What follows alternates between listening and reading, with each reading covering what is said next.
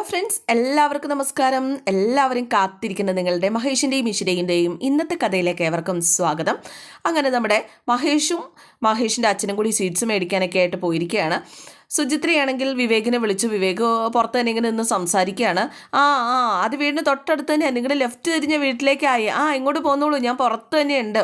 അങ്ങനെ 2 കാറും അങ്ങോട്ടേക്ക് വന്നു. വിവേക് എല്ലാവരെയും സ്വീകരിക്കുകയാണ്. നമസ്കാരമൊക്കെ പറഞ്ഞു. പരസ്പരം പരിചയപ്പെടുത്തും ഒക്കെ ആവുള്ളൂ. ജസ്റ്റ് ഒരു പരിചയപ്പെടില്ല, അത് മാത്രം. ബാക്കി എല്ലാം ഉള്ളിൽ ചെന്നതിന് ശേഷം മാത്രമാണ് കേട്ടോ. എല്ലാവരും കയറി വാ. സുചിത്ര പറഞ്ഞു, ഇതാണ് സാക്ഷാൽ ചെറുക്കൻ. പരിചയപ്പെടുത്തലൊക്കെ അകത്ത് ചെന്നിട്ടാകാം എന്ന് വിവേക് പറഞ്ഞപ്പോൾ ആയിക്കോട്ടെ. അങ്ങനെ അകത്തേക്ക് കയറി പോവുകയാണ് ഇവർ.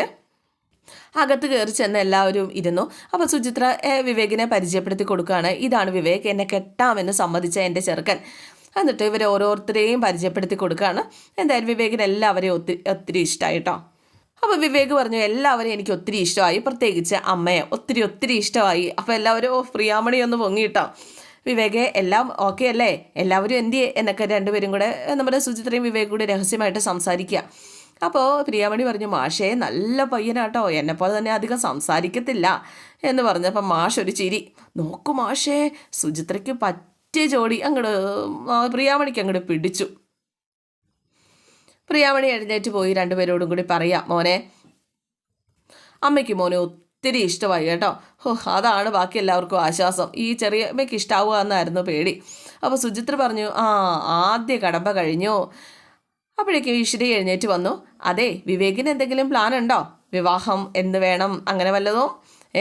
ഇപ്പോൾ ഉറപ്പിച്ചിട്ട് പതുക്കെ മതിയെന്നോ അങ്ങനെ വല്ലതും ഉണ്ടോ? അപ്പോൾ സുചിത്ര പറഞ്ഞു, ഇവൻ എന്നോട് പറഞ്ഞിട്ടുണ്ട് ഉടനെ വേണമെന്ന്. അപ്പോൾ ഈശ്വര് പറഞ്ഞു, അത് സുജിയാ വിവേകിനെ അടിച്ചേൽപ്പിച്ചതായിരിക്കും. അല്ല, വിവേകിൻ്റെ ഫാമിലി എവിടെ എന്ന് അശ്വതി ചോദിച്ചപ്പോൾ ഞാനിപ്പോൾ വിളിച്ചുകൊണ്ട് വരാം എന്ന് പറഞ്ഞിട്ട് വിവേക് വിളിക്കാനായിട്ട് അങ്ങ് പോവുകയാണ്. അപ്പോഴേക്കും കുറച്ച് സമയമുണ്ടല്ലോ, മാഷേ ബാ നമുക്ക് വീടൊക്കെ ഒന്ന് ചുറ്റി കണ്ടിട്ട് വരാം. എന്നിട്ട് ഇവരെല്ലാവരും വീട് കാണാനായിട്ട് അങ്ങോട്ടും ഇങ്ങോട്ടും ഒക്കെ പോവുകയാണ് കേട്ടോ. എന്തായാലും വീടൊക്കെ അവർക്ക് ഒരുപാട് ഇഷ്ടമായി. നല്ല വീട്, അടിപൊളി വീട്. ഇതേ സമയമുണ്ടല്ലോ മുകളിൽ നാഗവല്ലി ഈ മഞ്ജുമേ ഇത് ഞാൻ വളരെ വലിയ ഇഷ്യൂ ആക്കൂട്ടോ. ഇതുവരെ അവരെത്തിയിട്ടില്ല, പങ്ക്ച്വാലിറ്റി ഇല്ല, കൃത്യനിഷ്ഠ. അത് വേണ്ടതല്ലേ? അപ്പം അതിൻ്റെ അവർ പറഞ്ഞ സമയമായിട്ടില്ലല്ലോ. സമയത്ത് തന്നെ വരണമെന്നുണ്ടോ? ഒരു 10 മിനിറ്റ് നേരത്തെ വന്നാൽ എന്താ കുഴപ്പം എന്നും ചോദിച്ചുകൊണ്ട് സ്വപ്നവല്ലി എങ്ങനെയാലും കുറ്റം കണ്ടുപിടിക്കാനാണ് നോക്കിക്കൊണ്ടിങ്ങനെ ഇരിക്കുന്നത്. അപ്പോഴേക്കും വിവേക് അങ്ങോട്ടേക്ക് വന്നിട്ട്, എന്താ അമ്മേ അവരവിടെ വന്നു, വേറെ ആരും ഇല്ല അവിടെ. അപ്പോൾ അച്ഛനും മഹേഷും ഒക്കെ എന്തി എന്ന് മഞ്ജുമ ചോദിച്ചപ്പോഴേക്കും അവർ സ്വീറ്റ്സൊക്കെ മേടിക്കാനായിട്ട് പോയതാ. എന്നാൽ നീ ചെല്ലി, ഞങ്ങൾ ഇതാ വരുന്നു. അങ്ങ് അപ്പോഴും തന്നെ വിവേകിൻ്റെ ഒരു കോൾ വന്നു. വിവേക് കോൾ എടുക്കാനായിട്ട് അങ്ങ് പോവുകയും ചെയ്തു. നമ്മുടെ മഞ്ജുമയാണെങ്കിൽ സ്വപ്നവല്ലിയോട് പറഞ്ഞു, ബാ അമ്മേ നമുക്ക് പോകാം. എന്തിന്? പിന്നെ ഇപ്പം പോകുന്നൊന്നുമില്ല അമ്മ, അവർ വെയിറ്റ് ചെയ്തു എന്നല്ല വിവേക് പറഞ്ഞത്. അവരവിടെ വെയിറ്റ് ചെയ്യട്ടെ. അവരങ്ങനെ വെയിറ്റ് ചെയ്ത ശേഷം നമ്മൾ ചെന്നാൽ മാത്രമേ നമുക്കൊരു വെയിറ്റ് ഉണ്ടാവുള്ളൂ. എൻ്റെ പൊന്നമ്മ, എന്താ അമ്മ ഈ പറയുന്നത്? അമ്മ ഇങ്ങ് വന്നേ അമ്മേ എന്നും പറഞ്ഞു മഞ്ജുമ്മ ഇതിനെ വിളിച്ചുകൊണ്ട് പോകാനായിട്ട് പുറകെ കയറി പോവുക. എന്തായാലും വീട്ടുകാർ താഴെ ഇപ്പോൾ വീട് കാണലും ചടങ്ങൊക്കെ നടക്കുകയാണ്. എല്ലാവരും വീടൊക്കെ കണ്ട് എല്ലാവർക്കും ഇഷ്ടമായി.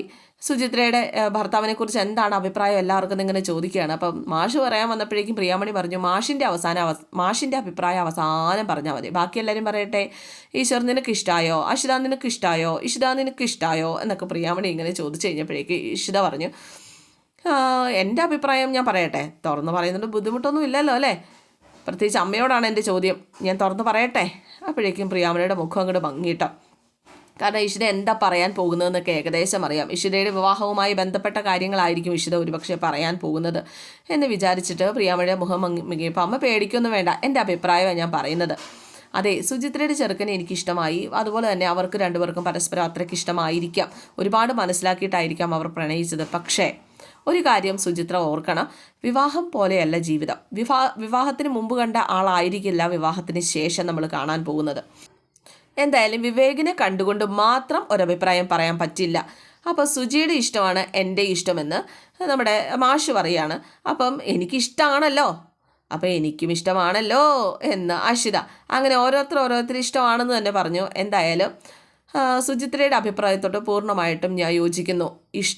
ഇഷ്ടം മാത്രം, അതാണ് ഇവിടെ നോക്കേണ്ടത് എന്ന് മാഷിങ്ങനെ പറയാണ്. അപ്പോഴേക്കും നമ്മുടെ ഈഷിത പറഞ്ഞു, അതെ ഒന്നെനിക്ക് പറയാനുണ്ട്, വിവേകിൻ്റെ ഫാമിലി കൂട്ടിനുണ്ടാകാൻ യാതൊരുവിധ സാധ്യതയില്ല. നമ്മൾ വന്നിട്ട് എത്ര സമയമായി?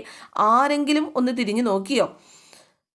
അപ്പോഴേക്കും നമ്മുടെ വിവേക് പെട്ടെന്ന് മോളിൽ നിന്ന് ഇറങ്ങി വരികയാണ്. അവരൊക്കെ ഉടനെ എത്തൂട്ടോ. അപ്പോഴേക്കും മാഷ് പറഞ്ഞു, വിവേക്, ഞങ്ങൾ വിവേകിനെ മാത്രമാണ് കണ്ടിട്ടുള്ളത്. വിവാഹത്തിന് പെണ്ണിനും ചെറുക്കനും ഇഷ്ടപ്പെട്ടാൽ മാത്രം മതി. കുടുംബാംഗങ്ങൾക്ക് കൂടി ഇഷ്ടപ്പെട്ടാൽ വളരെയധികം സന്തോഷം. ഇവിടെ സുചിത്രയുടെ കുടുംബാംഗങ്ങളായ നിലയിൽ ഇത് പ്രൊസീഡ് ചെയ്യുന്നതിന് ഞങ്ങൾക്ക് എല്ലാവർക്കും വലിയ താല്പര്യം തന്നെയാണ്. കുഴപ്പമൊന്നുമില്ല. വിവേകിൻ്റെയും സുചിത്രയുടെയും മുഖത്തുണ്ടായ ഒരു സന്തോഷം ഒന്ന് കാണേണ്ട കാഴ്ച തന്നെയാണ്. പക്ഷേ ഈ സന്തോഷം അധികം നേരം നിൽക്കില്ല എന്ന് കണ്ടിരിക്കുന്ന നമുക്കൊക്കെ അറിയാലോ. അപ്പോഴേക്കും ഇഷിത പറഞ്ഞു, ഞാൻ ഈ വീടിൻ്റെ പുറമൊക്കെ ഒന്ന് കണ്ടിട്ട് വരാം. അങ്ങനെ ഇഷിത വീട് കാണാനായിട്ട് അങ്ങ് മാറിപ്പോവാണ്. ഇതേ സമയം അകത്ത് മഞ്ജിമ സ്വപ്നവല്ലിയോട് വഴക്ക് കൂടുകയാണ്. അമ്മേ, എന്താ ഇത്? അവരവിടെ നമ്മളെ കാണാനായിട്ട് വെയിറ്റ് ചെയ്യല്ലേ? ഇതൊന്നും ശരിയല്ല കേട്ടോ. നീ എന്നെ ഒന്നും പഠിപ്പിക്കുകയൊന്നും വേണ്ട. ഏത് ക്ലാസ്സിലാണ് ഞാൻ ഇരുന്ന് തരേണ്ടത് നീ പഠിപ്പിക്കാനായിട്ട്? ഞാനേ തഞ്ചാവൂർ സ്വപ്നവല്ലിയാ. നമ്മുടെ കുടുംബ പാരമ്പര്യമേ അവരറിയണം. അപ്പോൾ അവർക്ക് എന്താ കുടുംബ പാരമ്പര്യമൊന്നും ഉണ്ടാവില്ലേ? മഹേഷും അച്ഛനും പുറത്ത് പോയിരിക്കുക. വിവേകിനെ നമ്മളിങ്ങനെ ബുദ്ധിമുട്ടിക്കണം. അവനെന്തിനു ബുദ്ധിമുട്ടണം? അവനോടല്ലേ അവർ ചോദിക്കുക. നിൻ്റെ ഒരു വിഷയം ഇപ്പം എന്താടി? എനിക്ക് അവരെ ചെന്ന് കാണണം. എന്നാൽ നീ പോയി കാണ്. ആര് പറഞ്ഞു കാണണ്ടാന്ന്? എന്തായാലും മഞ്ജിമ ഇറങ്ങി അങ്ങോട്ട് പോവാട്ടോ. അപ്പോഴേക്കും സുചിത്ര വിവേകിനെ മാറ്റി നിർത്തി സംസാരിക്കുക കേട്ടോ. നീ ഒന്ന് അങ്ങോട്ട് വന്നേ. ഇതെന്താ ഇത്ര നേരമായിട്ട് നിൻ്റെ വീട്ടുകാരെന്താ ഇറങ്ങി വരാത്തത്? അപ്പോൾ പ്രിയാമണി ചോദിച്ചാൽ അവരെവിടെ പോവാ? അവരെന്തേലും കാണിക്കട്ടെ എന്ന് മാഷ്. നല്ല മാഷ്. എടാ എവിടെയാടാ അവരൊക്കെ? ഇപ്പോൾ വരുന്നേ. ഞാൻ വിളിച്ചിട്ടുണ്ട്. വെറുതെ ഒരു സീൻ ഉണ്ടാക്കണ്ടെന്ന് അവരോട് പറഞ്ഞേരെ. ഇറ്റ്സ് ടു ബാഡ് എന്ന് പറഞ്ഞു കഴിഞ്ഞപ്പോഴേക്കും മഞ്ജിമ ഇറങ്ങി വരുന്നുണ്ട് പതുക്കെ. ഞാനൊന്നുകൂടെ എന്നാൽ പോയി നോക്കിയിട്ട് വരാം എന്ന് പറഞ്ഞിട്ട് വിവേക് പോകാൻ തുടങ്ങി. ഇപ്പം മഞ്ജിമ ഇറങ്ങി വന്നു കേട്ടോ. ചേച്ചി, സുചിത്ര, ഇതെൻ്റെ ചേച്ചിയാ. ഇതാണ് കല്യാണപ്പെണ്ണ് എന്നിങ്ങനെ പറഞ്ഞു കൊടുക്കുകയാണ് നമ്മുടെ വിവേക്. എന്തായാലും വിവേക് ഈ മഞ്ജിമയും കൂട്ടി ഇവളുടെ വീട്ടുകാരിരിക്കുന്നിടത്തേക്ക് ചെന്നു. അവിടെ ഇഷിതയില്ല കേട്ടോ. ഇഷിതയെ മാത്രമേ മഞ്ജിമയ്ക്ക് പരിചയമുള്ളൂ. എന്തായാലും ഓരോരുത്തരെ നമ്മുടെ വിവേക് മഞ്ജിമയെ പരിചയപ്പെടുത്തി കൊടുക്കുകയാണ്. അപ്പോഴേക്കും നമ്മുടെ ചിപ്പിമോളെ നോക്കുന്ന മാലതി ചേച്ചി അങ്ങോട്ടേക്ക് ഇറങ്ങി വന്നു. മാലതി ചേച്ചിക്ക് ഇവരെ അറിയാലോ. മാലതി ചേച്ചി പെട്ടെന്ന് ഇങ്ങനെ നോക്കിയിട്ട് അന്തം വിട്ട് കയറി അങ്ങോട്ട് പോവാട്ടോ. അപ്പോൾ അതേസമയം നമ്മുടെ മഞ്ജിമ സംസാരിക്കുകയാണ്. അമ്മ മുകളിലുണ്ട്. അമ്മയ്ക്കൊരിച്ചിരി തലവേദനയാണ്. അമ്മ ഇറങ്ങി വന്നോളും. അമ്മ മുകളിലുണ്ട്. അതുപോലെ തന്നെ ഇവൻ്റെ ചേട്ടനും അച്ഛനും കൂടിയിട്ട് പുറത്തേക്കൊന്ന് പോയതാണ്. ഇപ്പോൾ വരും കേട്ടോ. തീരുമാനം എടുക്കേണ്ടത് അച്ഛനും അമ്മയും എൻ്റെ അനിയനും ഒക്കെയാണ്. എന്തായാലും എൻ്റെ അഭിപ്രായം ഞാൻ പറയാം. സുചിത്രയെ എനിക്ക് വളരെയധികം ഇഷ്ടപ്പെട്ടു എന്ന് മഞ്ജിമ ഇങ്ങനെ സുചിത്രയെ ചേർത്ത് പിടിച്ചുകൊണ്ട് ഇങ്ങനെ പറയാട്ടോ. ആ സമയത്താണ് ഇഷിത അങ്ങോട്ടേക്ക് വരുന്നത്. ഇഷിത വന്നു കഴിഞ്ഞപ്പോഴേക്കും സുചിത്ര ഓടിപ്പോയി ഇഷിതയോട് സംസാരിക്കുകയാണ്. അപ്പോഴേക്കും മഞ്ജിമ നോക്കിയപ്പോൾ ഈ പെണ്ണെന്താ ഇവിടെ? ഒരുപക്ഷെ ഇനി മഹേഷ് വിളിച്ചിട്ട് വന്നതായിരിക്കുമോ? അതെ, ഉറപ്പിക്കാം. ഇവളുമായിട്ട് മഹേഷിന് പ്രണയം ഉറപ്പാണ് എന്ന് വിചാരിച്ചുകൊണ്ട് മഞ്ജിമ ഓടി ചെന്നിട്ട്, ഹലോ, ഞാൻ മഞ്ജിമ, എന്നെ അറിയോ? ഞാനേ വിവേകിൻ്റെ ചേച്ചിയാ എന്നൊക്കെ പറഞ്ഞ് ഇഷിതയോട് ഭയങ്കര സംസാരം. അത് എനിക്കെല്ലാം അറിയാം, ഒന്നിങ്ങ് വന്നേ എന്നും പറഞ്ഞിട്ട് ഇഷിതയെ വിളിച്ചുകൊണ്ട് മാറിപ്പോവാട്ടോ. ഇവർ അന്തം വിട്ടിങ്ങനെ നിൽക്കുക. ഡോക്ടർ ആയതുകൊണ്ട് ചിലപ്പോൾ അറിയായിരിക്കും, അതായിരിക്കും. ഡോക്ടർ ഇഷിതയല്ലേ? അനിയൻ പറഞ്ഞിട്ടുണ്ട് നിങ്ങൾ തമ്മിൽ ഇഷ്ടത്തിലാണല്ലേ. ഇഷിത വായും പൊളിച്ചിങ്ങനെ നിൽക്കുക. എന്താ സംഭവിച്ചതെന്നറിയാതെ. അവനെ ഇപ്പോൾ ഒരു പെണ്ണിനെ വേണം. അയ്യോ, മനസ്സിലായില്ല. എനിക്കറിയാം, എനിക്കെല്ലാം മനസ്സിലായി കേട്ടോ എന്നും പറഞ്ഞ് മഞ്ജിമ കേട്ടോ. ഇതേ സമയം സ്വപ്നവല്ലി വെയിറ്റ് ഇട്ടത് മതി, പോകാം എന്നും പറഞ്ഞ് ഇറങ്ങി പോകാനായിട്ട് തുടങ്ങുക. സ്വപ്നമേ എന്ന് പറഞ്ഞ് മാലതി വന്നു. അവിടെ വന്നിരിക്കുന്ന ആരാന്നറിയോ? എനിക്കറിയാം, സുചിത്രയുടെ ഫാമിലി. അയ്യോ അല്ല, അതവരാ. നീ ഒന്ന് പോയി എങ്ങോട്ടാ, ഞാനങ്ങോട്ട് ചെല്ലട്ടെ. നീ ചിപ്പിയെ നോക്കിയാൽ മതി, നീ വലിയ കാര്യമൊന്നും പറയണ്ട എന്ന് പറഞ്ഞിട്ട് സ്വപ്ന ഇറങ്ങി പോകാൻ തുടങ്ങുകയാണ്. മാലതിയാണെ ആകെ വെപ്രാളപ്പെട്ട് ഇങ്ങനെ എനിക്ക് ചിപ്പി എന്തോ കളിയും കളിച്ചോണ്ട് ഏക്കാത്ത തന്നെ ഇരിപ്പുണ്ട് കേട്ടോ. അങ്ങനെ നമ്മുടെ സ്വപ്നവല്ലി ഇറങ്ങി ചെല്ലുകയാണ്. സ്വപ്നവല്ലി ഇറങ്ങി വന്നു എല്ലാവർക്കും മുന്നിലേക്ക്. സ്വപ്നവല്ലിയുടെ കണ്ണിൽ ആദ്യം പെട്ടത് സുചിത്രയാണ്. തൊട്ടരികിൽ നിപ്പുണ്ടായിരുന്നു നമ്മുടെ ഇഷിതയൊന്നും സ്വപ്നവല്ലി കാണുന്നില്ല, സുചിത്രയോട് സംസാരിക്കുന്നു. എന്തായാലും ഇഷിതയും പ്രിയാമണിയും ഒക്കെ കണ്ടു ഈ സ്വപ്നവല്ലിയെ. അവരെല്ലാം ഞെട്ടി ഇങ്ങനെ ഇരിക്കുക കേട്ടോ. മാഷും ഒക്കെ ഞെട്ടി ഇങ്ങനെ ഇരിക്കുക. സ്വപ്നവല്ലിയാണ് സുചിത്രയുടെ അരികിൽ ചെന്നിട്ട് പ്രിയാമണി മാഷിനെ തോണ്ടുന്നുണ്ട്. ഇവളെന്താ ഇവിടെ എന്ന് ചോദിച്ചു.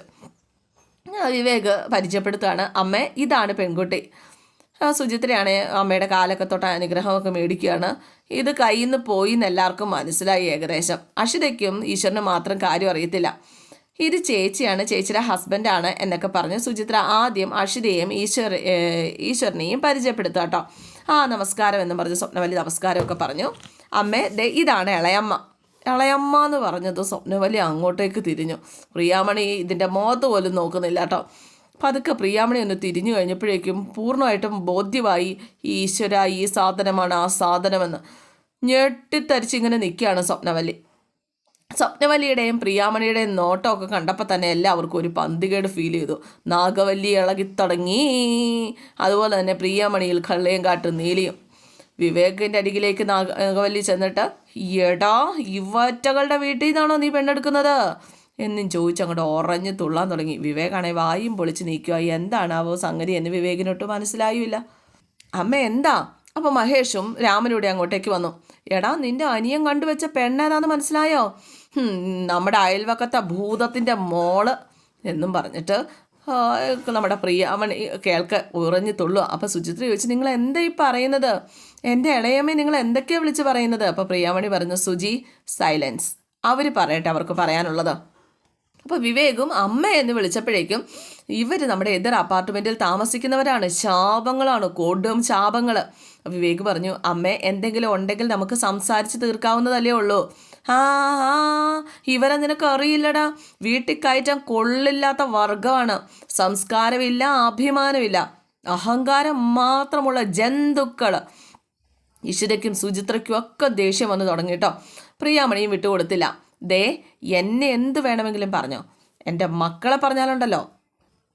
സുചിത്രയും ഒച്ച വെച്ച് തുടങ്ങി നമ്മുടെ പ്രിയാമണിയും ഒച്ച വെച്ച് തുടങ്ങി കഴിഞ്ഞപ്പോഴേക്കും ഇഷിത പറഞ്ഞു, അമ്മേ വേണ്ട, പിന്നെ ഇവള് പറയുന്നത് കേട്ടതിൽ ക്ഷമിച്ച് നിൽക്കാനോ? നീ ക്ഷമിക്കണ്ടേ, നീ വടിവാളോ ഒക്കെ എടുത്തോണ്ട് വാടി, നിന്റെ പാരമ്പര്യം അതാണല്ലോ, നീ വടിവാളം എടുത്തോണ്ട് വാ. അപ്പോൾ മഹേഷ് പറഞ്ഞു, അമ്മേ ഇങ്ങനെ ബഹളം വെച്ചാൽ പരിഹാരം ആവില്ല, എന്താ വേണ്ടേന്ന് ആലോചിച്ച് തീരുമാനിച്ചാൽ പോരെ. അപ്പോഴേക്കും സുചിത്ര പറഞ്ഞു, അതെ ആലോചിക്കുക, വിവേക് ആലോചിക്കട്ടെ. അപ്പോൾ സ്വപ്നവല്ലി പറഞ്ഞു, എന്താലോചിക്കാൻ? അവൻ്റെ കാര്യങ്ങൾ തീരുമാനിക്കുന്നത് ഞാനാണ്.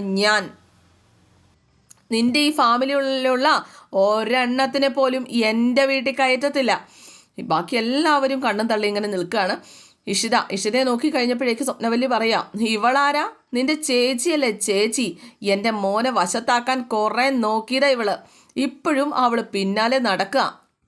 ഇവളെയൊക്കെ കാണുമ്പം എനിക്ക് അറപ്പ് എന്ന് സ്വപ്നവല്ലി. ഇഷിത ദേഷ്യത്തോടു കൂടി മഹേഷിനെ ഇങ്ങനെ നോക്കുന്നുണ്ട് കേട്ടോ. എടി നാഗവല്ലി, നിന്റെ ഒരുത്തനെയും എൻ്റെ കുടുംബത്തിലും കയറ്റത്തില്ല. എൻ്റെ വീട്ടിൽ ഞാൻ പട്ടിയെ വളർത്തും. ആ വില പോന്നും നിനക്കൊന്നും ഞാൻ തരത്തില്ല. ഭൂലോക വൃത്തികെട്ടവളാ നീ. അപ്പോഴേക്കും മാഷ് പറഞ്ഞു, ദയവായി എല്ലാവരും ഒന്ന് ശാന്തരാവണം, ദയവ് ചെയ്ത് പറയുന്നതൊന്ന് കേൾക്കണം. മഹേഷിനോടും പറഞ്ഞു, മിസ്റ്റർ മഹേഷ് ഒന്ന് പറയോ നിൻ്റെ അമ്മയോട്, എനിക്ക് അല്പം സംസാരിക്കാനുണ്ട്. Mister Ramanathan please. അപ്പോഴേക്കും അഞ്ചിമ്മ പറഞ്ഞു, അമ്മേ എന്താണ് അവർക്ക് പറയാനുള്ളതെന്ന് കേക്ക്. എന്തു പറയാനാ അവർ? അപ്പോഴേക്കും മഹേഷ് പറഞ്ഞു, അമ്മ പ്ലീസ് മിണ്ടരുത്. അപ്പോൾ രാമനാഥൻ പറഞ്ഞു, മാഷ് സംസാരിച്ചു. മഹേഷിൻ്റെ അച്ഛനാണ് രാമനാഥനെ. അപ്പോൾ മാഷ് പറഞ്ഞു, വിവേകും സുചിത്രയും പ്രണയത്തിലാണ്, പ്രണയിക്കാൻ പാടില്ല എന്ന ഒരു നിയമമൊന്നുമില്ല, അങ്ങനെ ഒരു നാടാണിത്. അവരുടെ ഇഷ്ടത്തെ ചേർത്ത് നിർത്തി അനുഗ്രഹിക്കുക എന്നൊരു ചുമതലയാണ് നമുക്കുള്ളത്. നമ്മൾ രണ്ട് കുടുംബങ്ങൾ ശത്രുതയിലാണ്, അതൊക്കെ ഞാൻ സമ്മതിച്ചു. പരസ്പരം വിട്ടുവീഴ്ചകളാകാം, പക്ഷെ സ്വപ്നവല്ലി വിട്ടുവീഴ്ച ചെയ്യില്ല. പുച്ഛത്തോടെ ഇങ്ങനെ നിൽക്കുകയാണ്. സാധ്യമാകാത്തതൊന്നുമില്ല. ഇനിയിപ്പോൾ വിട്ടുവീഴ്ച ഇല്ല എങ്കിൽ ഭാവി കാര്യങ്ങൾ സുചിത്രയും വിവേകും തീരുമാനിക്കട്ടെ, അല്ലാതെ ഇപ്പോൾ എന്ത് ചെയ്യാനാ? എനിക്കറിയാം എന്ന് മാഷ് പറയുക. അവരൊരുപാട് നാളായി സ്നേഹിക്കാൻ തുടങ്ങിയിട്ട്, മനസ്സുകൊണ്ട് വിവാഹിതരായി കഴിഞ്ഞിരിക്കുന്നു. തീരുമാനം അപ്പോഴേക്കും നമ്മുടെ സ്വപ്നവല്ലിയുടെ ഒരു പ്രതിജ്ഞ പോലെ പറയാം, ഞാൻ ജീവിച്ചിരിക്കുമ്പം ഈ വിവാഹം നടക്കില്ല. വിവേകിന് നിർബന്ധമാണെങ്കിൽ എന്നെയും എൻ്റെ കുടുംബത്തെയും അവൻ ഉപേക്ഷിക്കണം. അഥവാ അങ്ങനെയാണ് ഇവൻ്റെ തീരുമാനമെങ്കിൽ എൻ്റെ ശത്രുപട്ടികയിൽ 1ാം സ്ഥാനം ഇവനായിരിക്കും എന്നും പറഞ്ഞിട്ട് അങ്ങോട്ട് ഒരു പ്രതിജ്ഞ ചെയ്തിട്ട് സ്വപ്നവല്ലി മഞ്ജുമേനെയും വിളിച്ചുകൊണ്ട് അങ്ങോട്ട് പോവുക. വിവേകാണെ അമ്മയെന്നും വിളിച്ചുകൊണ്ട് ഇങ്ങനെ നിൽക്കുകയാണ്. അപ്പോഴേക്കും മാഷ് പറഞ്ഞു, മോനെ. അതുപോലെ തന്നെ മഹേഷും വിവേകിനോട് വന്ന് സംസാരിക്കുകയാണ്. വിവേക് നീ ഇവരോട് സംസാരിക്കുക, ഞാൻ അമ്മയോടൊന്ന് സംസാരിക്കട്ടെ. അപ്പോൾ മാഷ് പറഞ്ഞു, വിവേകെ സാവധാനം തീരുമാനം അറിയിച്ചാൽ മതി. സുചിത്രയ്ക്കാണെ ആകെ സങ്കടമായിട്ട് ഇങ്ങനെ നിൽക്കുക, നമുക്ക് പോകാം അല്ലേ എന്നും പറഞ്ഞിട്ട് പ്രിയാമണിയും ബാക്കി എല്ലാവരുടെ ഇറങ്ങി അങ്ങ് പോവുകയാണ്. സുചിത്ര തിരിഞ്ഞിങ്ങനെ നോക്കുന്നുണ്ട്. സുചിത്രയുടെ ആ നോട്ടം വിവേകിൻ്റെ മനസ്സിൽ തറഞ്ഞു കേട്ടോ. ഇവരെല്ലാവരും കാറും എടുത്തങ്ങ് പോയി കഴിഞ്ഞപ്പോഴേക്കും ആകെ ഒറ്റപ്പെട്ട് സങ്കടപ്പെട്ട് വിവേക് ഇങ്ങനെ നിൽക്കുകയാണ്. ആ ഒരു അനാഥൻ്റെ ആ ഒരു സങ്കടം തന്നെയാണ് അത്. ആരുമില്ല, എല്ലാവരും ഉണ്ട് എന്ന് വിശ്വസിച്ചുകൊണ്ട് മഹേഷിൻ്റെ കുടുംബത്തെ സ്വന്തം കുടുംബമായിട്ട് കണ്ടതിന് പ്രതിഫലം തന്നെയാണ് കിട്ടിയിരിക്കുന്നത്. പിന്നെ കാണിക്കുന്നത് നമ്മുടെ സുചിത്രയും ഈശ്വരിയും മഹേഷല്ല മാഷും എല്ലാവരും കൂടെ വീട്ടിലെത്തി. എല്ലാവരും സങ്കടത്തിൽ തന്നെയാണ്. സുചിത്രയുടെ സങ്കടമാണ് ഏറ്റവും ആ ഒരു ഹൈലൈറ്റ് ആയിട്ട് നിൽക്കുന്നത്. എല്ലാവരും കൂടി അവളെ സമാധാനിപ്പിക്കുകയാണ്. കരയുന്നൊന്നുമില്ല കേട്ടോ. എന്തായാലും അപ്രതീക്ഷിതമായിട്ടുണ്ടായ ഒരു സംഭവം അല്ലേ മോളെ, ആരെയും കുറ്റപ്പെടുത്താനൊന്നും പറ്റില്ല. മുന്നോട്ട് പോകാൻ കഴിയുമോ എന്ന് ആലോചിക്കാം. അപ്പോഴേക്കും പ്രിയാമണി പറഞ്ഞു, വിവേകിനെ എനിക്ക് ഇഷ്ടമായി. എന്തായാലും എന്ത് ഭവ്യതയാണ്. പക്ഷെ ആ കോടാലി അവിടെ ഉണ്ടായത് നമ്മൾ അറിഞ്ഞില്ലല്ലോ. സുചിത്രയാണെങ്കിൽ ആകെപ്പെട്ട ഒരവസ്ഥയിലാണ്. സുചിത്രയ്ക്ക് ഇതുകൊണ്ട് മനസ്സുകൊണ്ട് ഇത് അംഗീകരിക്കാൻ പറ്റുന്നില്ല. വിവേക് തന്നോട് ഒരു വാക്കുപോലും വിവേക് അവിടെ തനിക്ക് വേണ്ടി സംസാരിച്ചില്ല. ആ സ്ത്രീയോട് വിവേക് മിണ്ടാതെ നിന്നു. ഇതങ്ങോട്ടേക്ക് സുചിത്രയ്ക്ക് ഉൾക്കൊള്ളാൻ പറ്റാത്തൊരു കാര്യമാണ്. അപ്പോൾ ഇന്നത്തെ എപ്പിസോഡ് ഇവിടെ അവസാനിക്കുകയാണ് കേട്ടോ. അപ്പോൾ നാളത്തെ പ്രമോയൊക്കെ ആയിട്ട് ഞാൻ വരുന്നുണ്ട് വൈകിട്ട്. മറക്കണ്ട. See you. Thank U.